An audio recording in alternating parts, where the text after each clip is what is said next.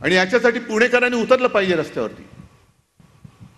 आपण जे उतरलो ना, एक तर तू राहशील किंवा मी राहीन, तो एवढ्यासाठी राहिले. तू बर्बादी करणारा, तू तर राहू शकत नाही. तुला घालवण्यासाठीच मी मैदानात उतरलेलो आहे.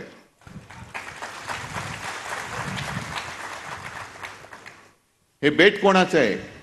तिकडे भराव कोण टाकतंय?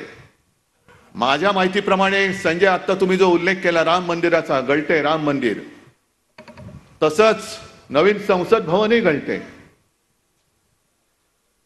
हे जे नवीन संसद भवन आहे ते ज्यांनी बांधलं तोच कॉन्ट्रॅक्टर या नदी बुजवण्याचं काम करतोय, ही माझी माहिती आहे.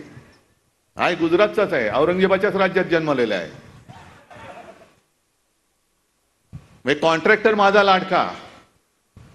काय पैसे गेले तरी जातील, जाऊ दे, पण माझ्या कॉन्ट्रॅक्टरची तुंबडी भरली पाहिजे.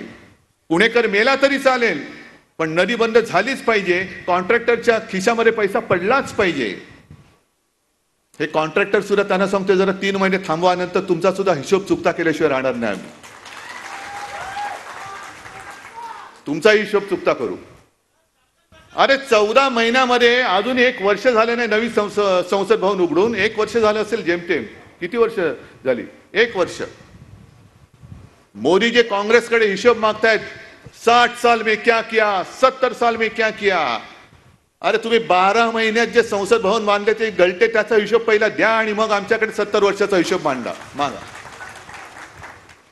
70 साल में क्या किया. तुमचं सगळंच गळतंय. नाही म्हणजे जे बांधले ते मी बोलतोय.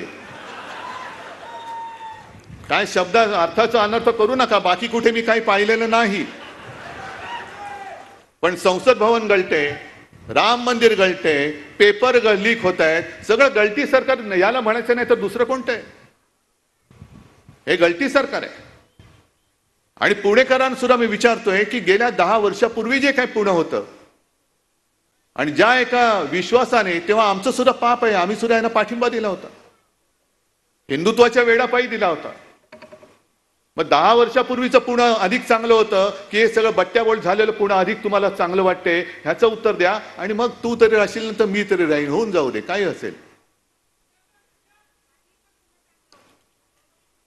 आता काय तुम्ही काय बोललात? खड्ड्याचं पुणे झालंय.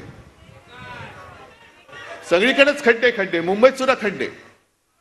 म्हणजे जे छाती ठोकपणाने सांगत होते आमचे नितीन गडकरी की असे रस्ते मी बनवेन की 200 वर्षामध्ये खड्डेच पडणार नाही. अजूनही मुंबई गोवा रस्ता होत नाहीये. कोकणामध्ये जा, अजून गचके खातच जावं लागतं. गणपती बाप्पा चाकरमानी दरवर्षी तो सीझन आला की सगळे नाटकं होतात. सगळे राजकारणी जातात खड्डे बघायला. मग हे सगळे खड्डे जे आहेत त्याचा एक चांगला फोटो तयार करा आणि एक खड्डा पुरुष म्हणून पुरस्कार द्या त्यांना. खड्डा पुरुष. जसं युग पुरुष असतं तसं खड्डा पुरुष कोण? हे आमचे टरबूज जाऊ द्या कुठे